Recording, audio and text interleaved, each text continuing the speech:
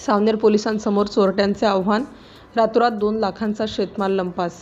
सावनेर ते केळवद मार्गावरील शेतशिवारातून अज्ञात चोरट्यांनी 2 लाख रुपये किमतीचे 38 तुरीचे कट्टे चोरून नेल्याची धक्कादायक घटना उघडकीस आली आहे.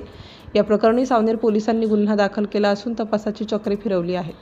सावनेर येथील रहिवासी शेतकरी राजेंद्र भाऊराव वानखेडे यांची सावनेर शिवारात 16 एकर शेती आहे. त्यांनी शेतातील तुरीची कापणी करून ती 42 कट्ट्यांमध्ये भरून ठेवली होती.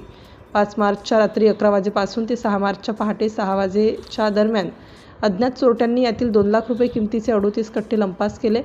वर्षभर रक्ताचे पाणी करून पिकवलेला हाततोंडाशी आलेला घास चोरट्यांनी हिरावल्याने शेतकऱ्यावर जणू आभाळच कोसळला आहे.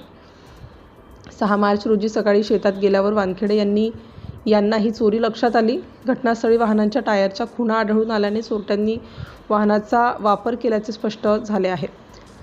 या प्रकरणी राजेंद्र वानखेडे यांनी दिलेल्या तक्रारीवरून सावनेर पोलिसांनी 6 मार्च 2026 रोजी अज्ञात चोरट्याविरुद्ध भारतीय न्याय संहिता 2023च्या कलम 303(2) अंतर्गत गुन्हा क्रमांक 0262/2026 नुसार गुन्हा नोंदवला आहे. ठाणे प्रभारी अधिकारी पोलीस निरीक्षक उमेश पाटील यांच्या मार्गदर्शनाखाली पोलीस हवालदार अतुल मुरलीधर खोंडणकर पुढील तपास करीत आहेत. सिटी इंडिया न्यूजसाठी प्रतिनिधी छवी राठोर, सावनेर.